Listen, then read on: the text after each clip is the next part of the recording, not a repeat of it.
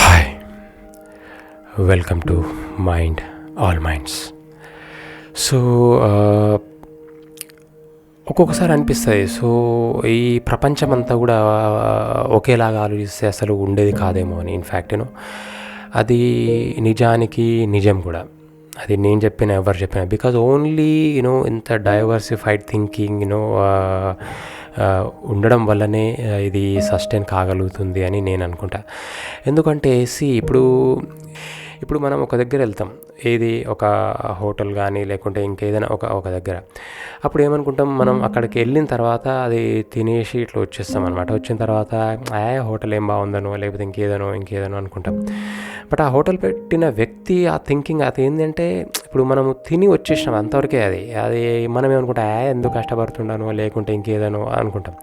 But మనం వచ్చేసిన తర్వాత మరి తను కష్టపడకుండా డైలీ అది ఏదో అంటే ఒక థింగ్ ఒకటి తను హోటల్ నడిపేది ఒక్కరోజు కోసం నీ కోసం అయితే నడపరు కదా. బట్ అది రన్నింగ్లో ఉంది, ఎవరో ఒకరు వస్తున్నారు కాబట్టి అది కూడా ఒకరోజు మనం దాన్ని విజిట్ చేయగలిగినాం. ఇప్పుడు ఏదైనా ప్లేస్ కావచ్చు, ఒక టూరిస్ట్ ప్లేస్ కావచ్చు, ఏదైనా కావచ్చు. సో ఎవరో ఒకరు వస్తున్నారు పోతున్నారు కాబట్టి మనం కూడా ఏదో ఒక రోజు అక్కడికి పోయినాం.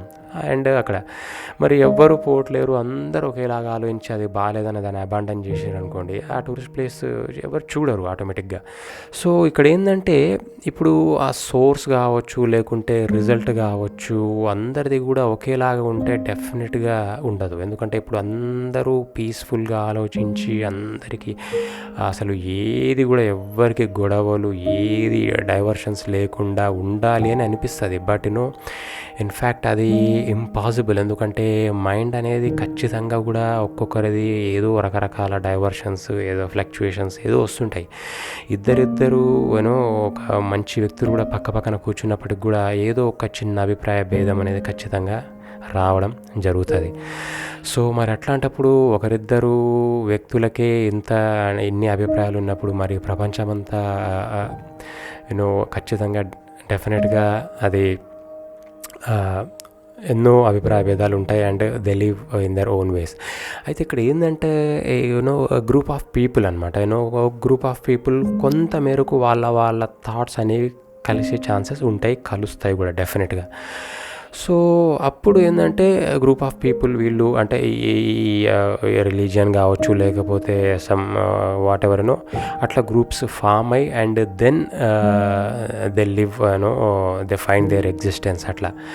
అంతేగాని అందరూ కూడా ఒకేలాగా ఉండాలి, అందరూ ఒకేదాన్ని పాటించాలి అంటే ఇప్పుడు అందరూ ఒకేదాన్ని కోరుకున్నారు అనుకోండి. ఇప్పుడు అందరూ కూడా రైసే తినాలని కోరుకున్నారు అనుకోండి, రైస్ అనేది ఇంకా అది ఆ డిమాండ్ ఎక్కువైపోయి అసలు దొరకదనమాట.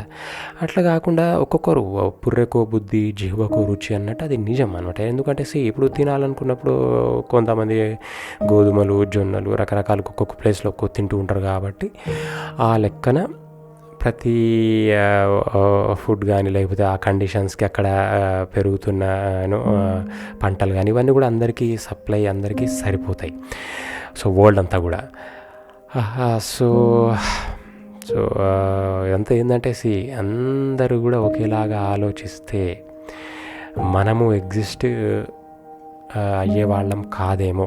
సో కష్టం నష్టం ఇవన్నీ కూడా ఒక్కొక్కరి మైండ్ సెట్ థింకింగ్ వేరియస్ అన్ని విధాలుగా ఉంటాయి కాబట్టి ఓన్లీ దెన్ మనం చేయకపోయినా మనము చేయాలి అనుకున్న పనులు వేరే వాళ్ళు మనం ఆపలేము, దే విల్ డూ. సో దానివల్ల అది అట్లా పోతుంటుంది అన్నమాట, లోకం అనేది నడుస్తుంటుంది. సో ఇక్కడ అప్పుడప్పుడు నాకేమనిపిస్తుంది అంటారే, నేను ఏదో చేయాలనుకున్నా కదా బట్ చేయలేకపోయినా, అతనిలాగా ఏదో చేయలేకపోయినా అని అనిపించినప్పుడు నాకు అనిపిస్తుంది, ఇప్పుడు అది మనం చేయలేకపోయినా ఎవరో ఒకరైతే చేస్తున్నారు కదా. సో మనమే చేయాలని ఏం లేదు. సో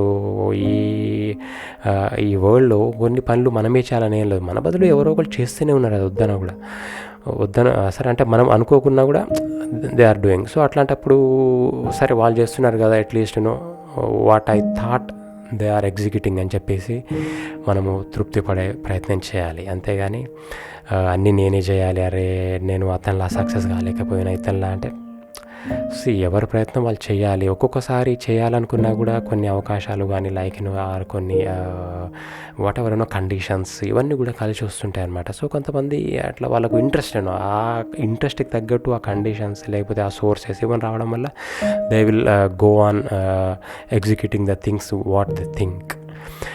సో కొంతమందికి థాట్స్ ఉన్నప్పటికీ అది చేయలేరు కాబట్టి, అంటే చేయలేరంటే అది పాసిబుల్ కాకపోవచ్చు. సో అప్పుడు అండ్ అట్లా ఉండిపోతాయి.